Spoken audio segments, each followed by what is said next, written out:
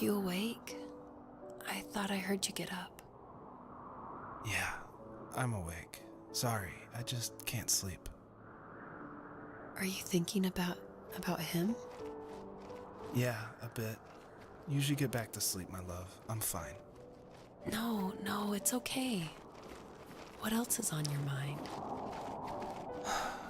I don't know. It seems weird, but I had one of the most vivid dreams of my life. I saw a fox on a snowy mountain, just looking confused and worried. Those eyes. I can't get those eyes out of my head. She was running in the windy snow, looking for something. Do you think it has to do with you and what's been going on? I don't know. It was just a dream, Rachel. They're not meant to make sense. A lot's happened the past couple days, that's all. Well, if you're not going to sleep anyway, you should tell me. I want to hear. All right.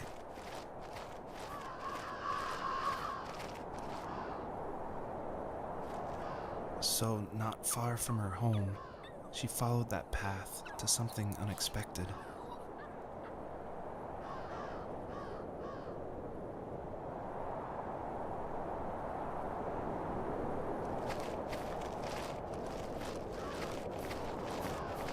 She couldn't stay, though. She had to find her other 2 children. So she took that path. She followed it towards something ancient. Something with answers.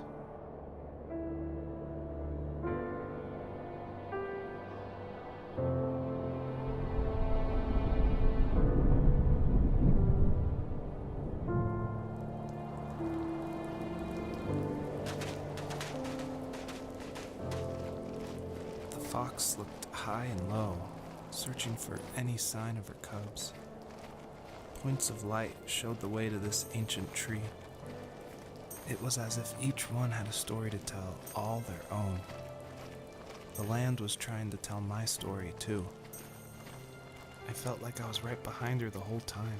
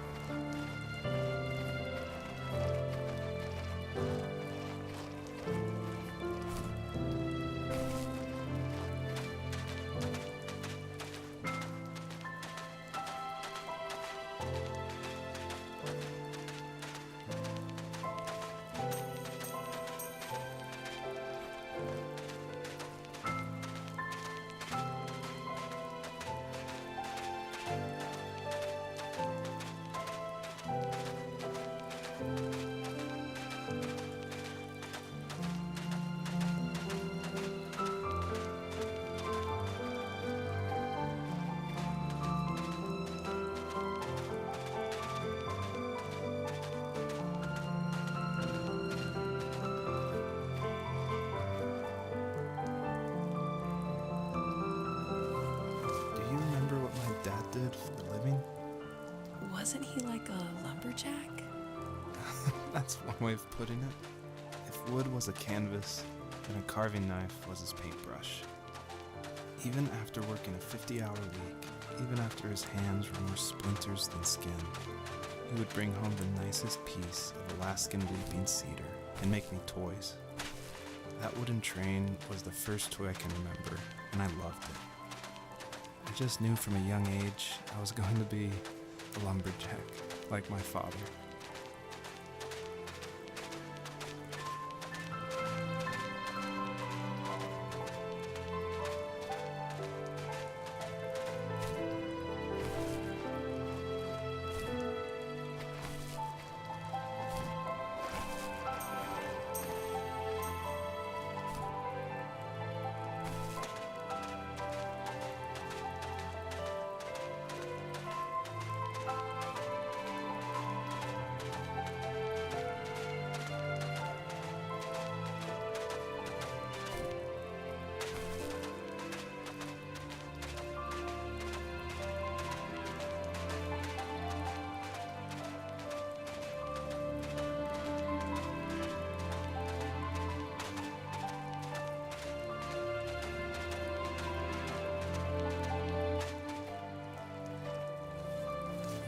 those kids would leave me alone, but somehow they could tell I was different. They made fun of how far away I lived. They called my dad a sourdough.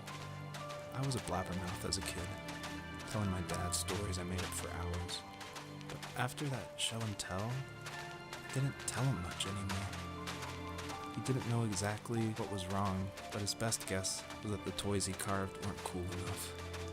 He carved me a tank and tried to tell me what it was like to be in a real tank as a serviceman. I didn't know your dad was in the military. Yeah, in the army. The sad thing is that I'd pretty much forgotten until just now. There's so much I still don't know about him. I'm sorry. He knows how much you love him. You're going to see him again soon and have some closure, I'm sure.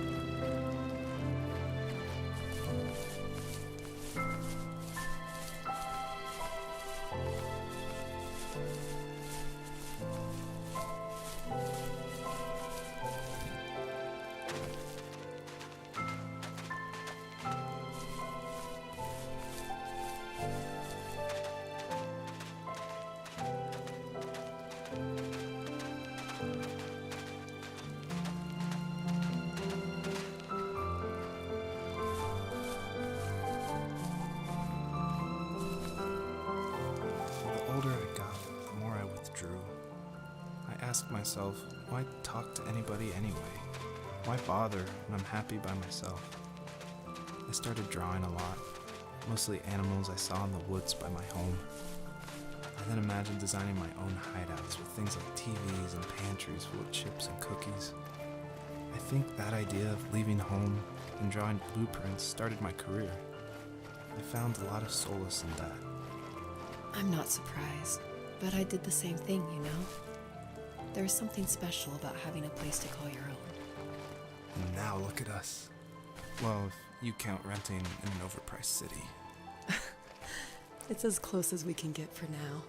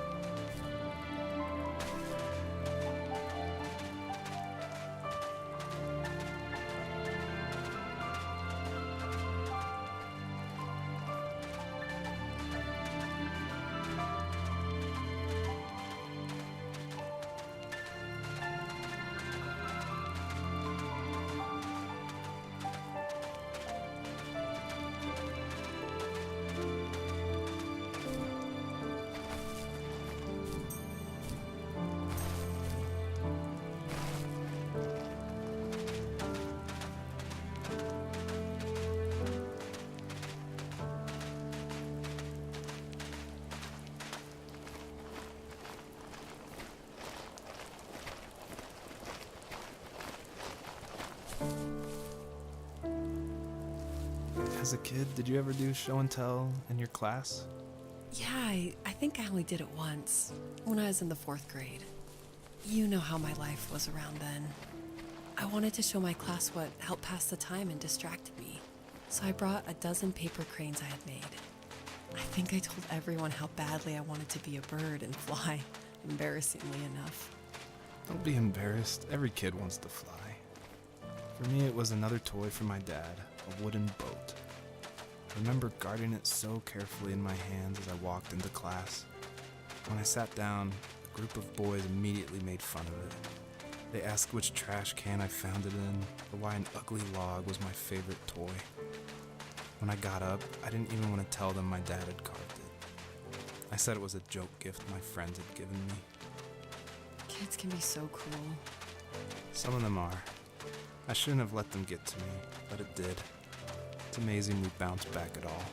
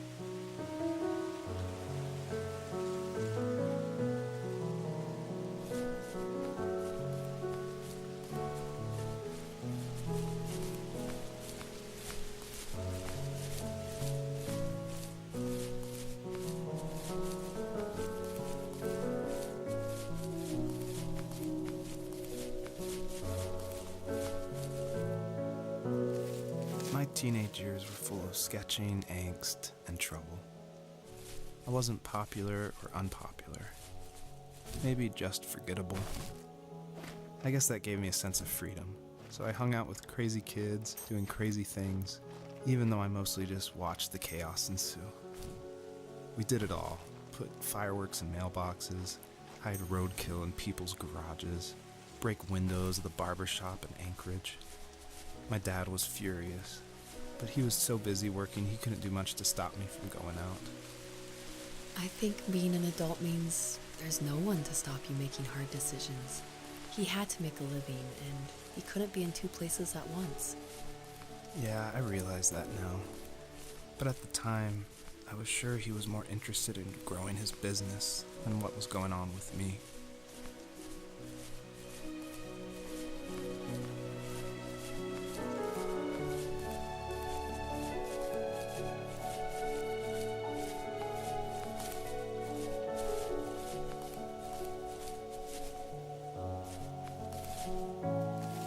He was working another late night, and my friends were over, saying how bored they were and how they'd come all the way out to my house for nothing. One of them mentioned how that old, ugly beyond belief truck was still in the garage, and how we should take it for a spin. I was only 15, so I kind of fought it for a while.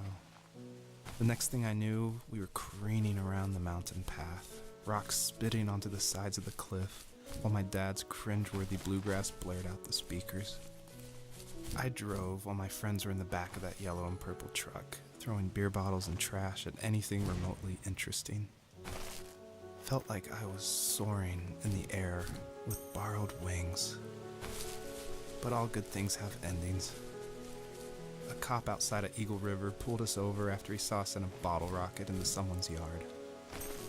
What followed was a long night of talking to disappointed adults and feeling smaller than ever.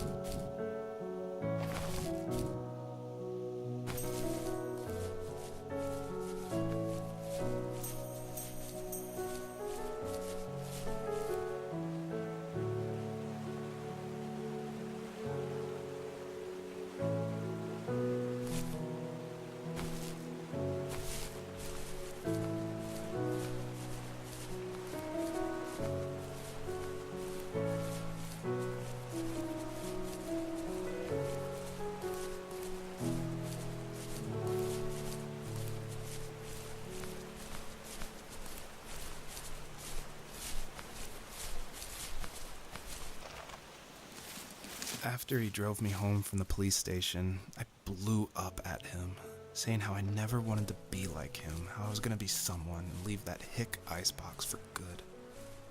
He just looked forward at the road with tired eyes. I took out that bluegrass tape from the cassette deck and chucked it out the window. In my sage teenage wisdom, I thought I had proved the ultimate point, but my dad had a different idea. He slammed the brakes, slowly bowed his head while gripping the steering wheel, and finally looked at me. All he said, like it was a polite request, was, "Make this right." I sat there in silence, fuming, but I eventually got out and combed every square inch of the woods, muttering profanity after profanity. I found it 30 minutes later, near a small waterfall off the road. I went back to the truck, put the wet tape back in, and sure enough, it worked. We didn't speak another word to each other the rest of the night. Wow, I knew you were a crazy teenager, but It's hard to believe, isn't it? It surprises me too. It's like I didn't really know who that kid was back then. I bet my dad thought the same thing over and over. It's almost like he was saying, "Make this right," to himself, more than to me.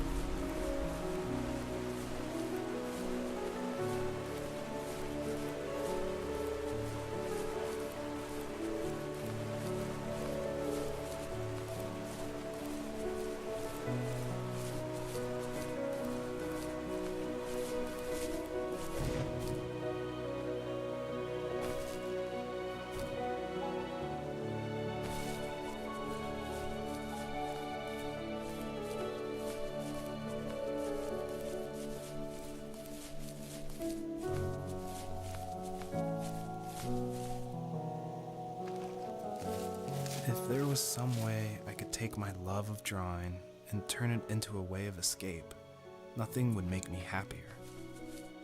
I wanted to create instead of tearing trees down. I wanted to move to the lower 48, not because I hated it there in Alaska, but I hated the idea of it. It's like all of that spite inside me had created this monster which followed me around my whole teenage years.